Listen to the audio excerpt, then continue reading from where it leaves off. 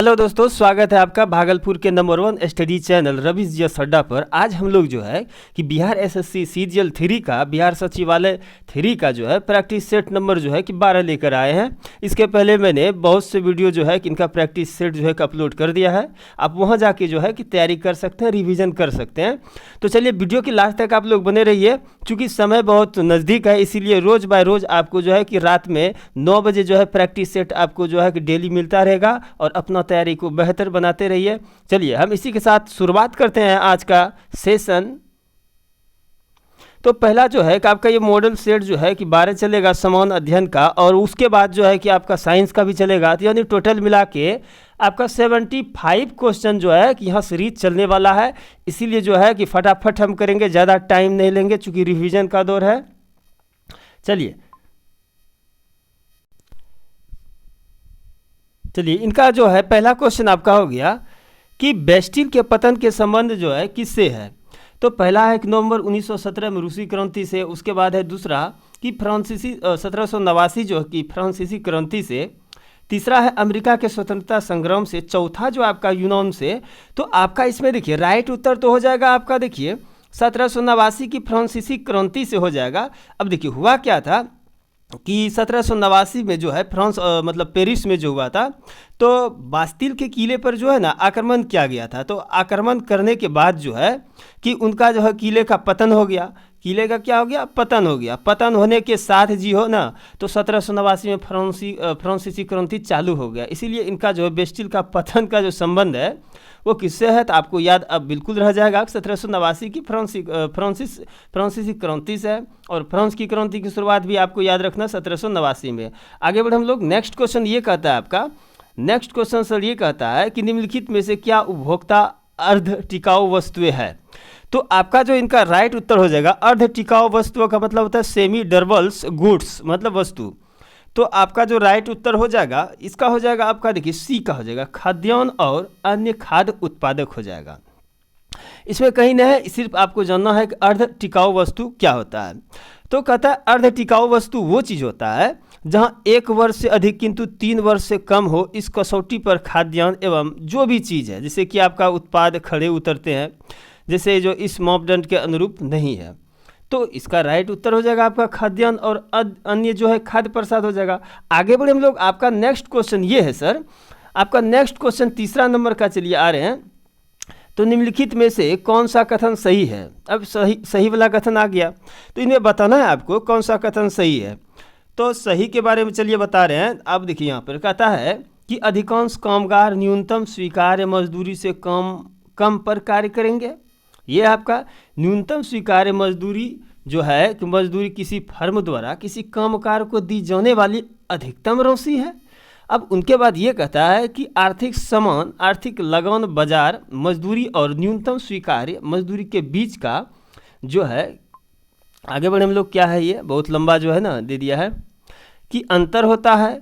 तो इनका राइट जो उत्तर हो जाएगा, चलिए हम राइट उत्तर इनका जान लेते हैं। राइट उत्तर हो जाएगा इनका सी नंबर। क्या हो जाएगा? C number. आर्थिक लगान बाजार और मजदूरी न्यूनतम स्वीकार्य और के बीच की अंतर होता है। आगे बढ़े हम लोग। आपका नेक्स्ट क्वेश्चन ये कहता है 4 नंबर का। नेक्स्ट क्वेश्चन ये कहता है कि अन्य बातें समान होने पर किसी वस्तु की मांग की मात्रा की कमी किस कारण से हो सकती है। तो चलिए आपका इकोनॉमिक्स का क्वेश्चन है। तो कहता है कि अन्य बातें समान होने पर किस वस्तु की मांग जो है कि मांग की मात्रा की कमी किस कारण से हो सकती है। तो यहाँ पर चलिए आपका है पहला जो ऑप्शन दिया है, उस वस्तु की कीमत में वृद्धि। दूसरा जो है उपभोक्ता की आय में वृद्धि। तीसरा जो आपका है उस वस्तु की कीमत में गिरावट। चौथा है आपका उपभोक्ता की आय में गिरावट। दोस्तों यहाँ पर जो है कि क्वेश्चन थोड़ा सा डिफिकल्ट आपको लगा होगा। ये जो है ना सेंट्रल सीजीएल वाला जो है यहाँ पे क्वेश्चन दिया गया है, कुछ बहुत अच्छा लेवल है। तो जैसे आगे बढ़ेंगे हम लोग, तो वहाँ पे देखिए सब कुछ मिक्स क्वेश्चन दिया गया है। उनके बाद हम लोग बात करेंगे आगे जब क्वेश्चन आएगा, बहुत अच्छा सा क्वेश्चन वगैरह है। साइंस का भी बहुत इंपॉर्टेंट क्वेश्चन है। तो आप लोग वीडियो के लास्ट तक बने रहिएगा, देखिएगा तैयारी आपका बेहतर हो जाएगा। जो तैयारी कर चुके हैं उनके लिए आप जो है कि मतलब क्विज समझकर जो है कि आप यहाँ पर खेलते रहिए, उसके बाद आपका जो है बेहतरीन तैयार हो जाएगा। तो 4 नंबर का देखिए आपका उत्तर जो हो जाएगा ये हो जाएगा ए नंबर। क्या हो जाएगा? ए नंबर। ये हो जाएगा क्या? वस्तु की कीमत में वृद्धि। अब आगे बढ़े हम लोग। 5 नंबर ये क्वेश्चन कह रहा है आपका, नेक्स्ट क्वेश्चन में क्या कह रहा है कि निम्न में से क्या आर्थिक समस्या नहीं है। अब देखिए आर्थिक समस्या नहीं है, तो सबसे पहले इनका हम उत्तर जान लेंगे, देखेंगे उसके बाद जो है कि आर्थिक समस्या नहीं है, डिटेल इसके बारे में जो है कि जानना चाहेंगे। तो 5 नंबर का क्वेश्चन ये कह रहा है, तो इसका राइट पहले उत्तर जान लीजिए।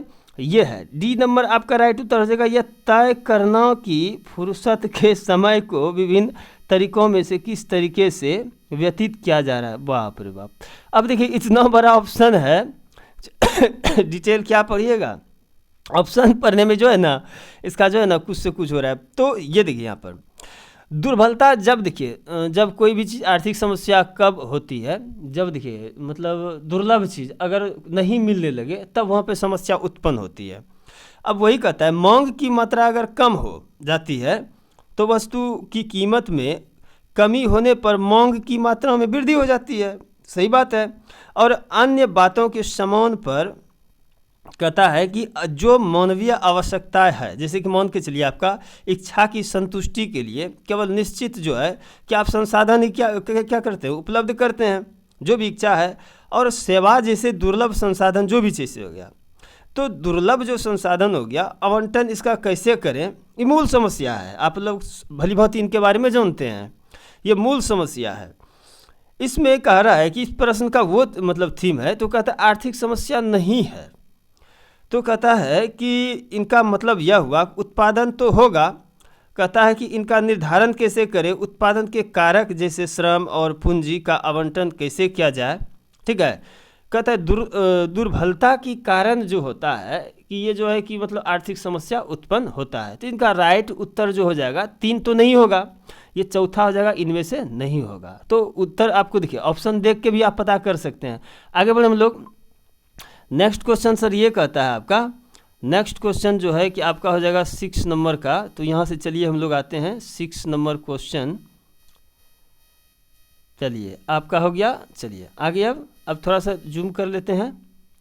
अब यहाँ पे कहता है, कहाँ गया जी, तो इसका है अखिल भारतीय सेवाओं का सृजन की शक्ति किसे प्राप्त है। तो आप ये चीज़ जानिएगा, अखिल जो भारतीय होता है उसका जो है कि सेवाओं का सृजन का शक्ति जो है किसके मतलब सृजन के किसको प्राप्त होता है।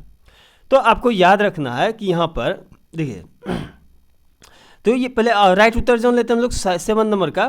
तो ये हो जाएगा आपका जो है कि ये हो जाएगा संसद को, अखिल भारतीय का किनका हो जाएगा, संसद को हो जाएगा। जैसे देखिए यहाँ पर अब मंत्री परिषद है, उसके बाद प्रधानमंत्री भी है, उसके बाद जो है क्या कहते हैं इनको।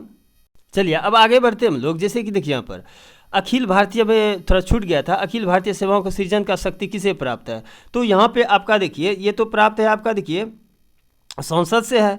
अब संसद में पहले ये जान लीजिए कि इनका जो है कि अखिल भारतीय सेवाओं का सृजन जो होता है ये किसके माध्यम से होता है। ये 312 अनुच्छेद कितना 312 जो है खंड ए में इनका किया गया है।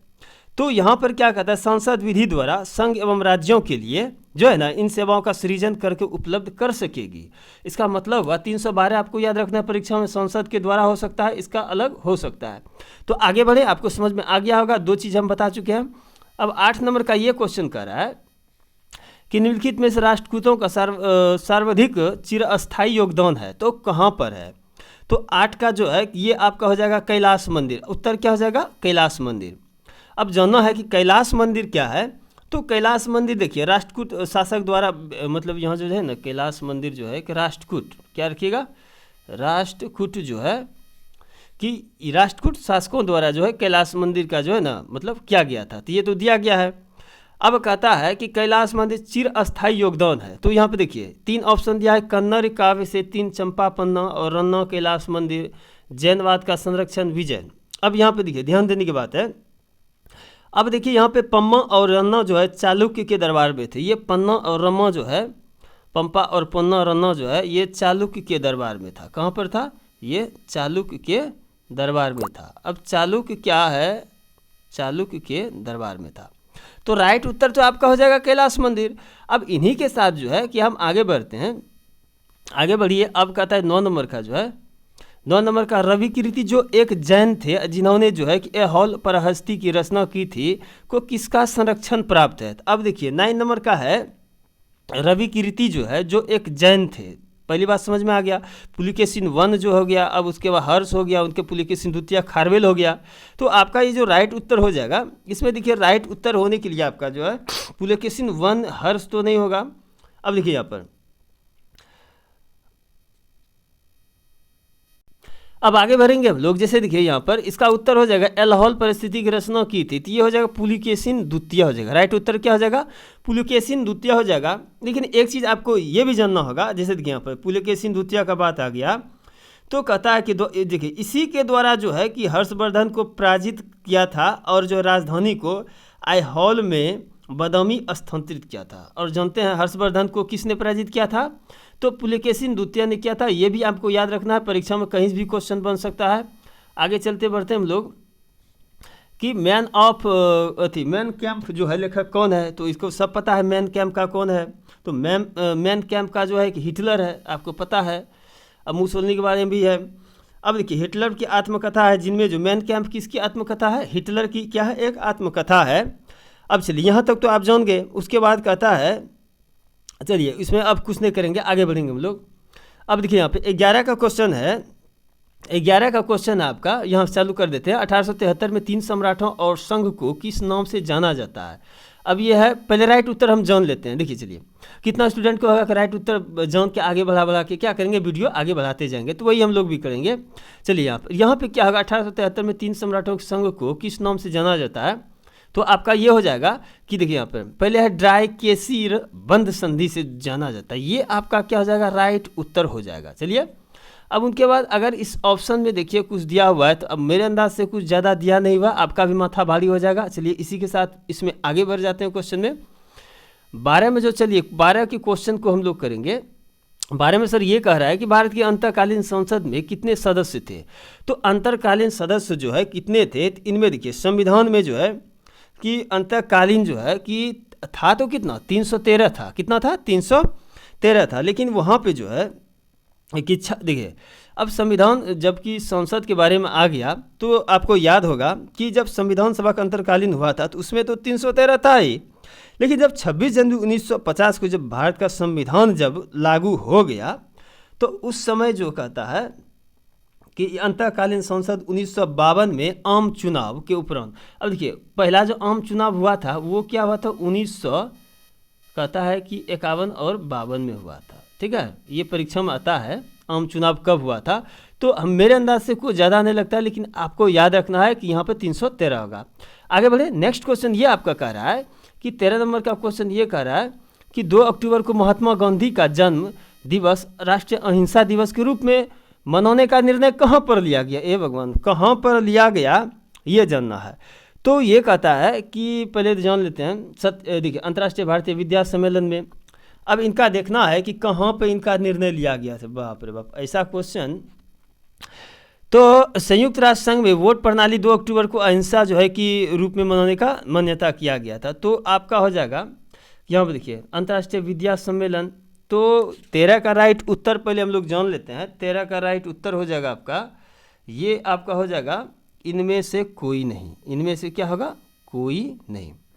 अब देखिए तब हुआ कहाँ था? इनमें से कोई नहीं हुआ था। तो नई दिल्ली में जब 2007 में जो है कि क्या कहते हैं, देखिए नई दिल्ली में क्या हुआ था? नई दिल्ली में 2007 में जो हुआ था, वहाँ पे जो है कि आर्क बिशप जो है कि अंतर्राष्ट्रीय अहिंसा दिवस के रूप में मान्यता देने की अपील किया गया था। तो उसी समय जो है कि वहाँ 2 अक्टूबर से क्या मनाया जाता है? 2 अक्टूबर से अंतर्राष्ट्रीय अहिंसा दिवस मनाया जाता है। तो कभी ये भी पूछ देता है, इसी में क्वेश्चन उल्टा पुल्टा के पूछ देता है। तो यहाँ पर आपको ज़्यादा ध्यान रखना है, बेटर रहेगा। एग्जाम में कहीं से क्वेश्चन पूछ सकता है। तो आगे चलिए बढ़ेंगे हम लोग, आगे बढ़ेंगे हम लोग। भारतीय संघ के लिए नए राज्य की स्वीकृति कौन देता है? तो सबको पता है नए राज्य की स्वीकृति कौन देता है।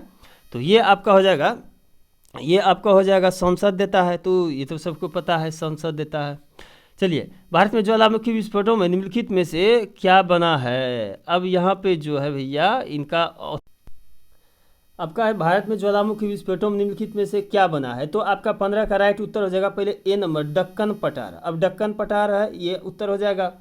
आगे बढ़े हम लोग। 16 नंबर का क्वेश्चन ये कह रहा है 16 नंबर में कहता है प्रचुर कैल्शियम वाली मृदा को कहा जाता है। तो कैल्शियम वाली मृदा को क्या कहा जाता है? पेडोकल। क्या कहा जाता है? पेडोकल। याद रख लीजिएगा, पेडोकल क्या जाता है। अब चलिए आगे बढ़ेंगे हम लोग। नेक्स्ट क्वेश्चन क्या कहता है? चलिए आगे आपका क्वेश्चन ये कहता है कृषि भूमि के विकास के रूप में जो है कि ये विकास के रूप में परिभाषित किया जाता है। तो 17 का आपका देखिए राइट उत्तर जो हो जाएगा, 17 का राइट उत्तर हो जाएगा ऐसी कृषि जिसपे जो है वास्तव में फसलें हो।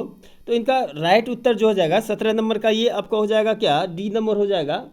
तो कुल प्रति भूमि और निवल बुआई की समस्या है। अब चलिए आगे क्वेश्चन जैसे कि हम देख लेते हैं यहाँ पर कि 18 नंबर में ये कह रहा है क्वेश्चन, हस्तलिपियों के मूल संस्थापक जो है कि संस्थापक और कौटिल्य के अर्थशास्त्र के संपादक कौन थे? तो 18 का राइट पहले उत्तर आप जान लीजिए क्या होगा। ये हो जाएगा आर श्यामा शास्त्री हो जाएगा। चलिए आगे बढ़ते हैं हम लोग। 19 का जो है 19 में क्या है कि निम्नलिखित में से 19 में है आपका निम्नलिखित में से भारत में सबसे बड़ा जीवमंडल नीचे है। तो आपको पता है कि सबसे कौन है? मन्नार की क्या है? खाड़ी है। क्या है? मन्नार की खाड़ी जो है, यहाँ देखिए नीलगिरी मत दीजिएगा, भारत का सबसे बड़ा जीवमंडल नीचे बोल रहा है, तो ये आपका मन्नार की खाड़ी हो जाएगा। आगे बढ़े हम लोग। तो इसरो की मास्टर, अब देखिए यहाँ पर इसरो की मास्टर नियंत्रक सुविधा कहाँ है? तो इसरो के बारे में पता है आपको, इसरो कहाँ है? ये आपका हो जाएगा बेंगलोर कर्नाटक में हो जाएगा। अब चलिए आगे क्वेश्चन चले हम लोग। विश्व की भूमि का कितना क्षेत्र उष्ण कटिबंध वर्षा प्रचुर वन है? तो जब आप भूगोल में पढ़िएगा, ज्योग्राफी में पढ़िएगा, तो वहाँ पे पूरा डिटेल दिया गया है कि विश्व की भूमि में कितना उष्ण मतलब प्रचारित वन है। तो आपको 21 का जो देखिए राइट उत्तर जो हो जाएगा आपका, ये हो जाएगा आपका देखिए 7%। 10% जो वनावरण का होता है, तो इसमें ज़्यादा डिटेल आपको लूसेंट पे भी मिल जाएगा, वहाँ से भी पढ़ सकते हैं आप। चलिए आगे हम लोग बढ़ेंगे। कराधान का समर्थ सिद्धांत किसने प्रतिपादित किया? तो आपका 22 का जो उत्तर हो जाएगा ए नंबर, एडम स्मिथ। ये बहुत इंपॉर्टेंट है, इसके बारे में और भी चीज़ आपको जान के एग्जाम में जाना होगा, तब बहुत बेहतरीन आपका एग्जाम होगा। तो चलिए अब आगे चलते हैं हम लोग क्वेश्चन 23 नंबर। तो 23 नंबर में ये कहता है नेक्स्ट में, विश्व में किस भोजन उत्पाद की बढ़ती हुई कहता है क्षुधा उष्णकटिबंधीय वनोन्मूलन का प्रमुख जो है कारण है? तो सबसे पहले जो है राइट उत्तर जो बोलते हैं गोमांस। क्या है ये? गोमांस। इनका राइट उत्तर हो जाएगा गोमांस। कहिए इसमें कहा क्या? समझ में नहीं आया कि क्षुधा उष्णकटिबंधीय वनोन्मूलन का प्रमुख कारण क्या है? गोमांस है। आगे बढ़े हम लोग। आगे कहता लाइफ डिवाइन पुस्तक के लेखक कौन है? अब लाइफ डिवाइन और डिवाइन लाइफ बहुत अंतर होता है। कहता है कि लाइफ डिवाइन का जो है कि ये अरविंद घोष है। कौन है ये? अरविंद घोष है। लाइफ डिवाइन का अरविंद घोष हो गया, लेकिन जब डिवाइन लाइफ जब इसको अपोजिट कीजिएगा तो शिवानंद हो जाएगा। क्या हो जाएगा? शिवानंद हो जाएगा। तो जैसे आगे हम लोग क्वेश्चन बढ़ते हैं 25 नंबर में, ये कह रहा है आपका कि औसत नियत लागत रेखा वक्र कैसी होती है? आप देखिएगा इकोनॉमिक्स में पढ़े होंगे, जो औसत नियत लागू रेखा होता है ना, मतलब जो वक्र टाइप का होता है, कैसा होता है? भी का होता है कि यू का होता है? अब देखिए भी या यू में आप देखिएगा वहाँ पे जब ग्राफ बनाया होगा, तो सबसे इसलिए पहले राइट उत्तर इनका जान लेते हैं हम लोग है क्या पहले, उसके बाद डिस्कस करते हैं। तो इसका राइट उत्तर हो जाएगा अधोगामी। बहुत अच्छा, ये एग्जाम में ये देखिए बहुत इंपॉर्टेंट है, ये आप मान के चलिए कि ये इंपॉर्टेंट है। इसका उत्तर हो जाएगा अधोगामी। यू आकार का भी बनता है, भी आकार की भी बनता है। भी का मतलब हुआ कि एक बार हाइट से नीचे आके फिर ऊपर चढ़ जाना, ये अर्थव्यवस्था में कहा जाता है भी आकार का। तो चलिए आगे बढ़ेंगे हम लोग। एस्टेपी शब्द किस जैव क्षेत्र से संबंधित है? 26 का ये आपका एस्टेपी शब्द जो है किससे? अब एस्टेपी देखिए घास का है कि उष्णकटिबंधीय वन का है, सवाना का है? तो एस्टेपी तो पता है कि आपको घास का है। तो 26 का राइट उत्तर हो जाएगा आपका ए, घास है। ये कहाँ पे मिलता है? चलिए बाद में हम चर्चा कर देंगे। अब 27 में देखिए क्या है कि प्लेटो की जो है निम्नलिखित में कौन सी पुस्तक, प्लेटो की कौन सी निम्नलिखित में पुस्तक है? तो अब यहाँ से देखिए डायरेक्ट अब चलिए वो क्वेश्चन थोड़ा सा कट गया था, इसीलिए हम चलिए ग्रैमी पुरस्कार किस क्षेत्र से देता है? तो ये आप सबको पता है, संगीत के क्षेत्र से दिया जाता है। तो अब आगे अगर बढ़ेंगे कि स्थल जात जो है कि निक्षेप कहाँ पाए जाते हैं? तो स्थल जात निक्षेप जो है कि आपका ये देखिए राइट पहले 29 नंबर का राइट उत्तर हो जाएगा आपका डी नंबर। तो 29 का आपका हो जाएगा डी नंबर। तो यह महाद्वीपीय जो है महाद्वीपीय शेल्फ और ढाल में पाया जाता है। आगे हम लोग बढ़ेंगे, कार्ल मार्क्स द्वारा निम्नलिखित में क्या लिखा हुआ था, उसने क्या लिखा था कार्ल मार्क्स ने। एशियन ड्रामा, एमा, दास कैपिटल, ये तो कार्ल मार्क्स है। गुड अर्थ, यह तो पर्ल्स एस बक का है, लेकिन 30 का आपका उत्तर हो जाएगा, देखिए यहाँ पर दास कैपिटल। ये एग्जाम में बहुत बार पूछा जाता है कार्ल मार्क्स द्वारा लिखित क्या है, तो दास कैपिटल है। आगे बढ़े हम लोग, जैसे कि यहाँ पर है, यहूदियों के धार्मिक पाठ का नाम क्या है। यहूदियों का धार्मिक पाठ का नाम जो है कि मूसा संहिता है। क्या है, ये याद रखिएगा, बहुत बार पूछा जाता है। अब चलिए जब नेक्स्ट क्वेश्चन बढ़ेंगे, 32 नंबर का क्वेश्चन है आपका, मेघदूत के लेखक कौन है।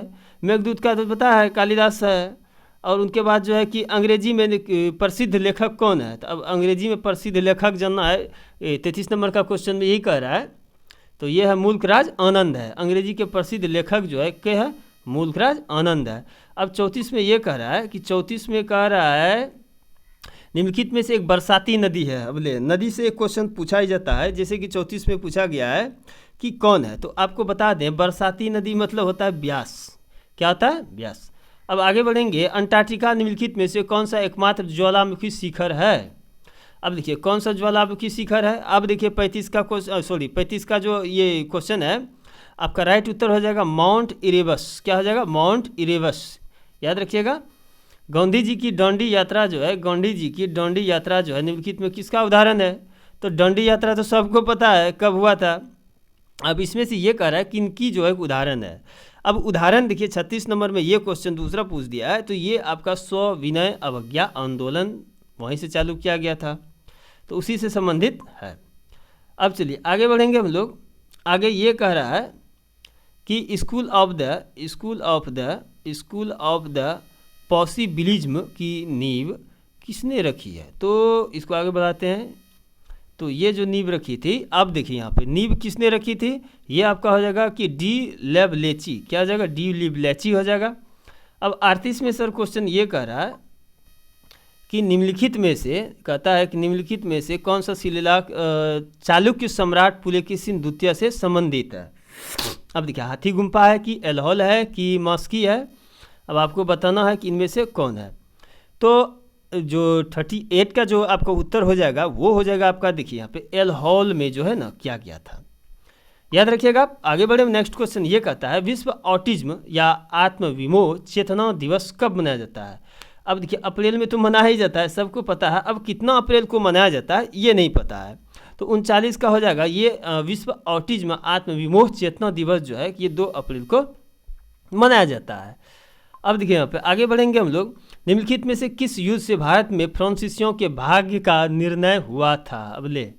अब कौन सा ऐसा युद्ध था जो फ्रांसीसियों का हुआ था। अब चलिए यहाँ पे बक्सर का हुआ था, कर्नाटक का हुआ था, वंडीवास का। देखिए अब सबको युद्ध के बारे में जानिए, ये 1760 हो गया, ठीक। प्लासी का हो गया 1757, ठीक है, सबको याद भी रखिए। कर्नाटक का बक्सर का हो गया 1764। एक को याद नहीं आ रहा है कर्नाटक का जो है कि याद अभी नहीं आ रहा है।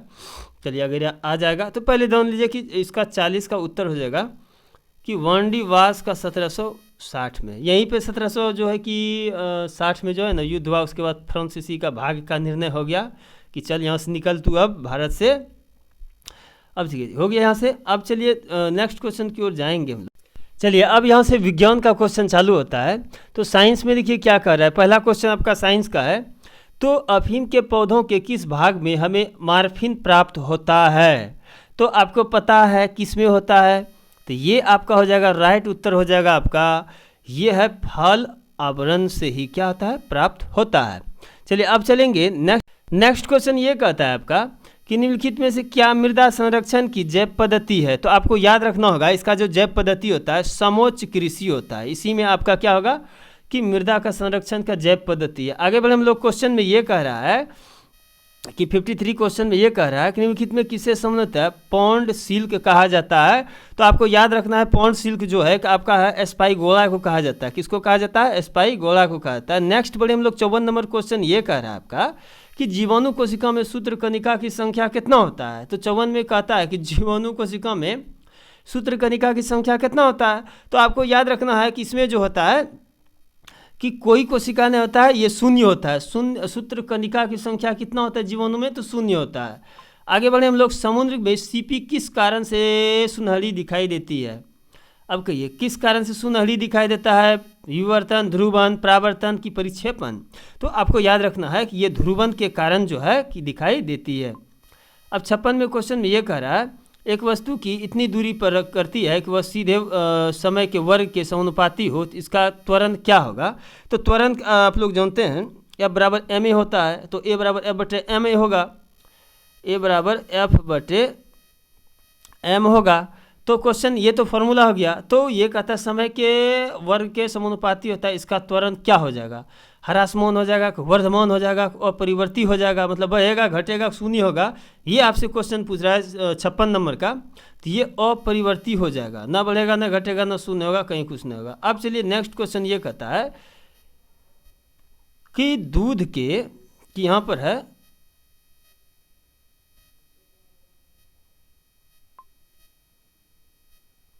कि दूध के प्रबल ढंग से मथा जाता है, तो उसमें से क्रीम किस कारण से अलग हो जाता है? तो 57 का क्वेश्चन है आपका। तो ये आपका हो जाएगा कि अपकेंद्री बल के कारण ही दूध से मक्खन अलग होता है। ये आपको पता है, ये आप जानते भी हैं। चलिए याद करते जाइए। टेलनेट का तात्पर्य क्या है? 58 क्वेश्चन ये कह रहा है कि टेलनेट का तात्पर्य क्या है? तो ये आपका हो जाएगा ए नंबर, टेलीफोन से। टेलनेट का मतलब यही होता है, टेलीफोन, जब कंप्यूटर में पढ़िएगा तो। निम्नलिखित में से कौन सा धातु का गलनांक सबसे कम होता है? तो सबसे गलनांक कम जो होता है पाड़ा का होता है, यानी इसमें आ जाएगा पारद। गायनेकोमास्टिया क्या है? अब देखिए गायनेकोमास्टिया क्या है, ये जानना जरूरी है, बहुत अच्छा क्वेश्चन है। गायनेकोमास्टिया क्या है? तो यहाँ पर देखिए आपका राइट उत्तर हो जाएगा, ये जो है कि पुरुषों में स्तनों का विकास है। बहुत ही एक अच्छा बीमारी नहीं है, लेकिन पुरुषों में स्तनों का विकास जो होता है वो आपका गायनेकोमास्टिया है। आगे बढ़े हम लोग, ये कह रहा है कि कैक्टस के सूल किसका रूपांतरण है? अब कैक्टस का पौधा तो देखे हैं आप लोग, तो वो किसका रूपांतरण था ये बताना है। तो ये आप कैक्टस का जो है ना पत्ता का हो जाएगा। किसका हो जाएगा? पत्ता का। ज्ञात सबसे छोटा जो पैराकोरेटिक्स जीव क्या है? सबसे छोटा आपको बताना, बैक्टीरिया है, क्लोरेला है, माइक्रोप्लाज्मा है, कि ये है? बहुत इंपॉर्टेंट अच्छा क्वेश्चन है ये। तो 62 का उत्तर हो जाएगा आपका माइक्रोप्लाज्मा हो जाएगा। क्या हो जाएगा आपका? माइक्रोप्लाज्मा हो जाएगा। अब राइट उत्तर थी। आगे बढ़ेंगे, नेक्स्ट क्वेश्चन ये कह रहा है, एंजाइम ठीक से काम कर पाए इसके लिए कौन सा यौगिक आवश्यक होते हैं? एंजाइम ठीक से काम कर पाए इसके लिए कौन सा यौगिक आवश्यक होते हैं? तो 63 का जो है कि बी हो जाएगा। क्या हो जाएगा? विटामिन हो जाएगा। अब चलिए यहाँ आगे, अब चलिए नेक्स्ट क्वेश्चन ये कहता है। दोस्तों इसी के साथ जो है कि विदा लेते हैं। अब मिलते हैं नेक्स्ट वीडियो में, तब तक बने रहिए चैनल पर। और जय हिंद, जय भारत।